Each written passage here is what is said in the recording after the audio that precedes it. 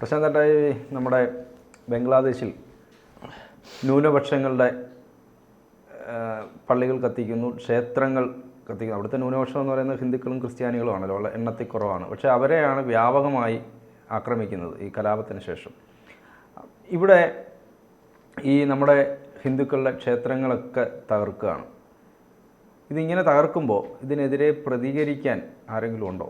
നമ്മുടെ കൂടെ നിൽക്കാൻ ആരെങ്കിലും ഉണ്ടോ? നമ്മുടെ കൂടെ നിൽക്കാന്ന് പറഞ്ഞാൽ നമ്മുടെ ക്ഷേത്രങ്ങളല്ല, ബംഗ്ലാദേശിൽ ഹിന്ദുക്കളുടെ ക്ഷേത്രങ്ങളും ഹിന്ദുക്കളെ നിഷ്ഠൂരമായിട്ട് വധിക്കുകയാണ്. ഇതിനെതിരെ പ്രതികരിച്ചത് ആകപ്പാടെ ഉണ്ടെന്ന് പറഞ്ഞാൽ നമ്മുടെ ഇസ്രായേൽ പ്രതികരിച്ചിട്ടുണ്ട്. ഇസ്രായേൽ അംബാസഡർ നൂർ ഗിലോൺ അദ്ദേഹം പ്രതികരിച്ചിട്ടുണ്ട്. ഇത് വളരെ നിഷ്ഠൂരമാണ്, കാണാൻ പറ്റാത്ത അവസ്ഥയിലുള്ള കാര്യങ്ങളാണ് അവിടെ കണ്ടുകൊണ്ടിരിക്കുന്നത്. ഹിന്ദുക്കളെ നിഷ്ഠൂരമായി കൊന്നൊടുക്കുന്നു, അമ്പലങ്ങൾ കത്തിക്കുന്നു, ഹിന്ദു സ്ത്രീകളെ നഗ്നരായിട്ട് റോഡിൽ കൂടെ നടത്തുന്നു, ബലാത്സംഗം ചെയ്ത് കൊല്ലുന്നു, പിഞ്ചു കുഞ്ഞുങ്ങളെ പോലെ അങ്ങനെ ചെയ്യുന്നു. ആരും പ്രതികരിക്കാനില്ല. ലോകത്തിലെ ഏറ്റവും രണ്ടാമത്തെ മുസ്ലിങ്ങളുള്ള രാജ്യമാണ് ഇന്ത്യ. ഏറ്റവും നല്ല രീതിയിൽ ജീവിക്കുന്ന രാജ്യവുമാണ് മുസ്ലിങ്ങൾ ജീവിക്കുന്ന രാജ്യമാണ് ഇന്ത്യ. ഇന്ത്യയെ സ്നേഹിക്കുന്ന മുസ്ലിങ്ങൾ ഭൂരിപക്ഷമുള്ള രാജ്യവുമാണ് ഇന്ത്യ മഹാരാജ്യം.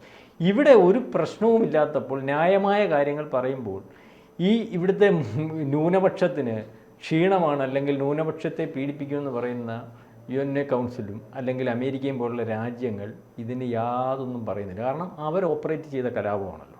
ഒരു രാജ്യത്തെ നശിപ്പിക്കുന്നതിന് വേണ്ടി ഒരു മുസ്ലിം രാജ്യം സമ്പന്നമാകുന്നതിനും അവരുടെ പരിധിക്ക് നിൽക്കാതെ വന്നതിനും അവർ ഓപ്പറേറ്റ് ചെയ്ത ഒരു കലാപം.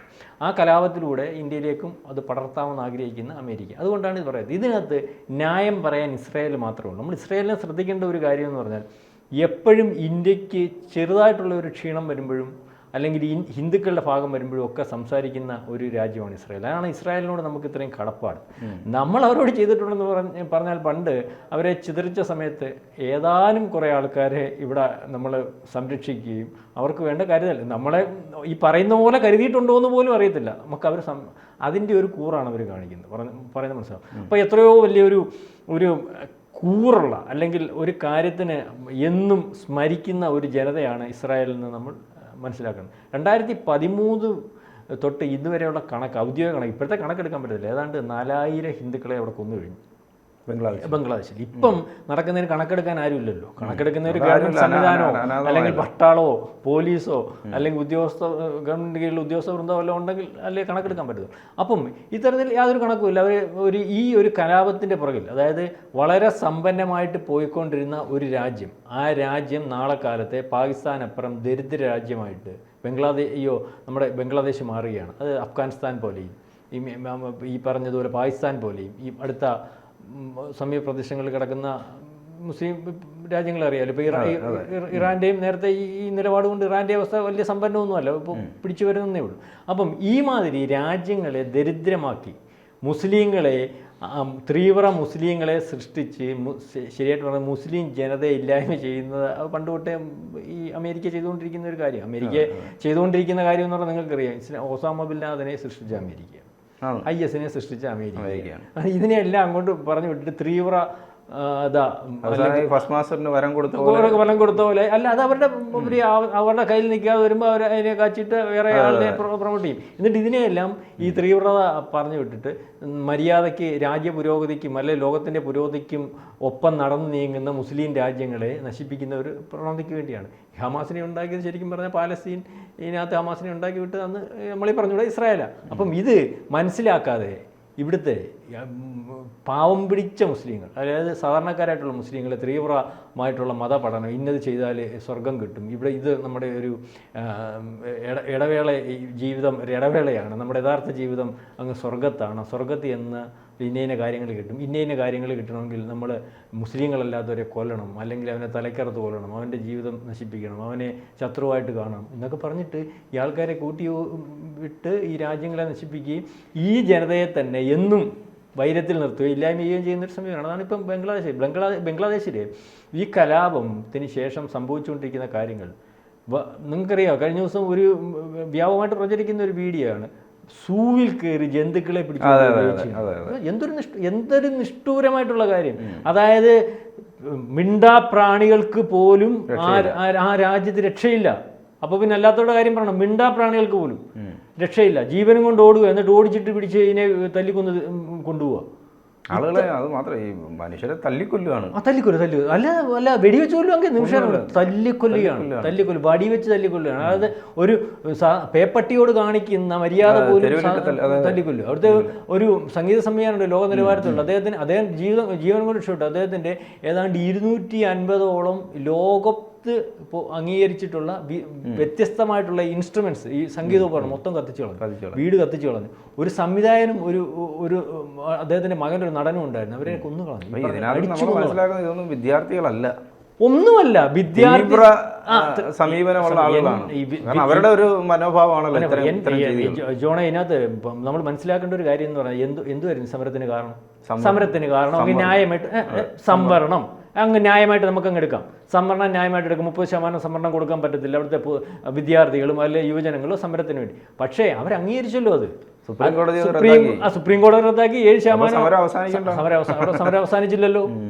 എന്താ സമരം അവസാനിക്കാഞ്ഞത്? പോട്ടെ, ഈ സമരം അവസാനിച്ചില്ല. അവിടെ ഇവർ ഈ തീവ്ര നിലപാടെടുത്തിട്ട് അല്ലെങ്കിൽ അവരവിടുന്ന് രാജിവെച്ചെങ്കിൽ ഈ സമരത്തിൻ്റെ ഇത് വെച്ച് വെളിയിൽ പോയി. എന്നിട്ട് എന്താ സമരത്തെ പ്രതിഷേധം അവസാനിക്കാത്തത്? ഇപ്പോഴും തീരുന്നില്ല. ഇപ്പോൾ അവർ ചെയ്തുകൊണ്ടിരിക്കുന്ന കാര്യം എന്തോ, ആ രാജ്യത്തെ, അതായത് ഈ രാജ്യത്ത് നമ്മൾ പറഞ്ഞതുപോലെ 16.7 ഏതാണ്ട് 17 കോടി ജനമുള്ളിടത്ത് ഒരു 4-5 ലക്ഷം പേര്, അത്രയില്ല, ഒരു 50,000 പേര് ആ രാജ്യത്തിൻ്റെ സമ്പത്ത് നശിപ്പിക്കുകയാണ്, വ്യവസായങ്ങൾ നശിപ്പിക്കുകയാണ്. അവിടെ ഇതുവരെ പണിതുയർത്തിയ എല്ലാ സമ്പന്നതകളും നശിപ്പിക്കുകയാണ്, എല്ലാ സാംസ്കാരിക നിലയങ്ങളും നശിപ്പിക്കുകയാണ്. പഴയ നമ്മുടെ ഈ അവിടുത്തെ രാഷ്ട്രപിതാവ് ഉൾപ്പെടെയുള്ളവരുടെ പ്രതിമയുടെ മെന്തക്കേറി മൂത്രമൊഴിക്കുന്ന നിങ്ങളുണ്ടായില്ല. അതായത് എന്താണ് സംഭവിക്കുന്നതെന്നുള്ള കാര്യം ഇവിടെ തലശ്ശേരി തുള്ളിയവനും ഈ ലോകത്ത് മുസ്ലിം തീവ്രവാദം പറഞ്ഞുകൊണ്ടിരിക്കുന്നവരും അള്ളാഹുവിനെ പറഞ്ഞുകൊണ്ടിരിക്കുന്നവന്മാരും മനസ്സിലാക്കേണ്ട ഒരു കാര്യം, ഇത് അള്ളാഹുവിന് വേണ്ടി തുള്ളുവല്ല, അമേരിക്കയ്ക്ക് വേണ്ടി തുള്ളുകയാണ്. ആ രാജ്യം പുരോഗതിയിലേക്ക് പോകുന്നത് ഇനി ഒരു 50 കൊല്ലം കൊണ്ട് പോലും തിരിച്ചു പിടിക്കാൻ പറ്റാത്ത രീതിയിലേക്ക് ആ രാജ്യത്തെ കൊണ്ടെത്തിച്ചിട്ടേ കലാപം നിൽക്കത്തുള്ളൂ. അതിനുവേണ്ടിയായിരുന്നല്ലോ നശിപ്പിക്കാൻ വേണ്ടിയാണല്ലോ ഈ കലാപം ഓപ്പറേറ്റ് ചെയ്തത്. അതായത് ഇതിനകത്ത് നാളെ കാലത്തെ ഒരു ഭരണാധികാരി ഭരണം ഏറ്റെടുത്ത് ആ രാജ്യത്തെ പുരോഗതിയിലേക്ക് നയിക്കണമെന്ന് വിചാരിച്ചാൽ പോലും ആ രാജ്യത്തെ കൊണ്ടെത്തിക്കാൻ സാധിക്കത്തില്ല. ഒരു 50 കൊല്ലം പുറകോട്ട് പോകുന്നു. ഇനിയും ഏത് വ്യവസായികൾ അവിടെ പോയി വ്യവസായം തുടങ്ങും? ഇത്രയ്ക്ക് കലാപം ഉണ്ടാകുന്നിടത്ത് ജോൺ അവിടെ പോയി ഒരു ബിസിനസ് ചെയ്യുക, അല്ല ഞാൻ അവിടെ പോയി ഒരു ബിസിനസ് ചെയ്യുക, ഞാൻ ഇൻവെസ്റ്റ് ചെയ്തിട്ടാണ് ബിസിനസ് ചെയ്യുന്നത്. നാളെ കാലത്തെ ഒരു കലാപം ഉടലെടുക്കാൻ സാധ്യതയുള്ള രാജ്യത്ത് ഞാൻ കോടാനുകോടി രൂപ കൊണ്ട് ഇൻവെസ്റ്റ് ചെയ്യുമോ? ഇതെല്ലാം ഇതിൻ്റെ പുറകിലുണ്ട്. പറയുന്നത് മനസ്സിലാവുണ്ടോ? അവിടെ നാളെ കാലത്തെ ഒരു വ്യവസായ സംരംഭങ്ങൾ ഉണ്ടാകുന്നത് യാതൊരു രീതിയിലും ഇനിയും സുരക്ഷിതമായിട്ടുള്ള ഒരു രാജ്യമാണ് ബംഗ്ലാദേശ് എന്നുള്ള കാര്യം ലോകത്തെ രാജ്യങ്ങൾക്ക് അല്ലെങ്കിൽ ഇത്തരത്തെ വ്യവസായികൾക്ക്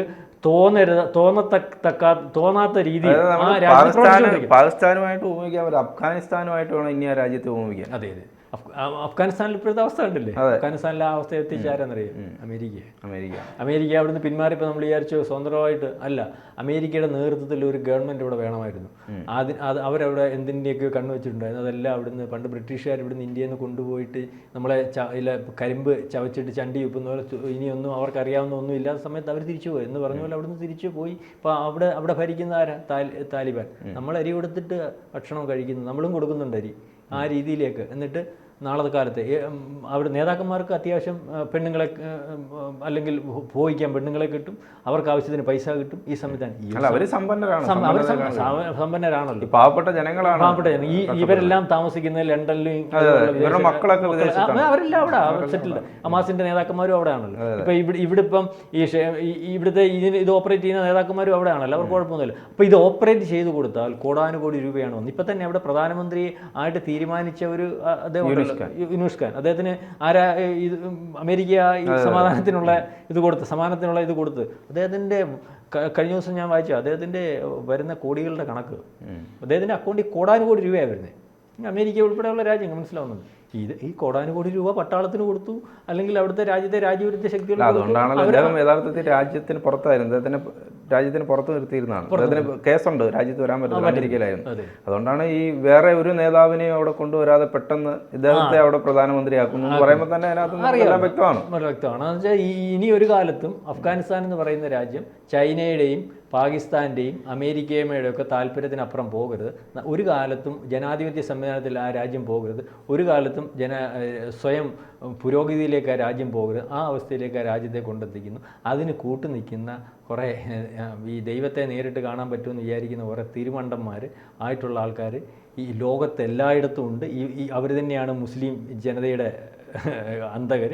ഇന്ത്യയിലും ഉണ്ട്. ഇന്ത്യയിൽ തലശ്ശേരി തുള്ളിയവരും അല്ലെങ്കിൽ എന്തെങ്കിലുമൊക്കെ കാണുമ്പോൾ നമ്മൾ ഈ പറയുമ്പോൾ നമ്മുടെ കീഴിൽ വന്ന് കമൻറ്റ് ചെയ്യുന്നവരും ഒക്കെ ഇവരുടെ നാശത്തിന് വേണ്ടി ഈ ലോകത്ത് ചെയ്തുകൊണ്ടിരിക്കുന്ന ആരാണെന്നും ഇവരുടെ മിത്രമാണ് ആരാണെന്നും തിരിച്ചറിയാത്ത ഒരവസ്ഥ. ഇന്ത്യ മഹാരാജ്യത്ത് സുരക്ഷിതമായിട്ട് ഇവിടുത്തെ മുസ്ലിങ്ങൾ ജീവിക്കുന്നത് ഇന്ത്യയുടെ ആ പഴയ വിശാലതയും അല്ലെങ്കിൽ ആ ഹിന്ദുത്വ സമീപനം കൊണ്ടൊക്കെയാണ്. മനസ്സിലാവുന്നത്. ആ തിരിച്ചറിവ് എങ്ങനെ ഉണ്ടാവും? അതെ, തിരിച്ചറിവ് ഉണ്ടാവുന്നില്ല. തിരിച്ചറിവ് ഉണ്ടാവട്ടെ. ഒരു കാര്യം നമുക്ക് ഉറപ്പാണ്, ഇവിടെ ഇന്ത്യയിലായാലും ലോകത്തെവിടെയായാലും ഹിന്ദുക്കൾക്കൊരു വിഷയം വരുമ്പോൾ സംസാരിക്കാൻ ഇസ്രായേൽ മാത്രമേ ഉള്ളൂ. ഇസ്രായേൽ ഇത്തരത്തിൽ നമ്മുടെ കൂടെ നിൽക്കുന്നതിന് നമ്മൾ വലുതായിട്ടൊന്നും ചെയ്തിട്ടില്ല. എന്നാലും ചെറുതായിട്ട് ചെയ്ത ആ ഒരു ഉപകാരത്തിന് എന്നും സ്മരിച്ച് നമ്മളുടെ ഏത് വീഴ്ചയ്ക്കും നമ്മുടെ കൂടെയുണ്ട് ഇസ്രായേൽ. ബാക്കി ആരും നമ്മളുടെ കൂടെ ഇല്ല. നമ്മൾ കുഴിയിൽ വീണാൽ തലയിൽ കല്ലെടുത്ത് ഇടാൻ നിൽക്കുന്ന മിത്രങ്ങളായിട്ട് അഭിനയിക്കുന്ന രാജ്യങ്ങൾ മാത്രമേ ഉള്ളൂ. നമ്മൾക്ക് നാളെ കാലത്തെ എന്തെങ്കിലും സംഭവിച്ചാൽ അല്ലെങ്കിൽ നാളെ കാലത്തെ നമുക്കൊരു വീഴ്ച പറ്റിയാൽ ഇതെല്ലാം പറന്ന് കഴുകന്മാരെ പോലെ നമ്മുടെ പുറത്ത് വീഴും എന്ന് മാത്രം നമുക്ക് പറയാം. കൂടുതൽ വാർത്തകളും വിശേഷങ്ങളും നിങ്ങളിലേക്ക് എത്താൻ ABC മലയാളം സബ്സ്ക്രൈബ് ചെയ്യുക, ബെൽ ബട്ടണും അമർത്തുക.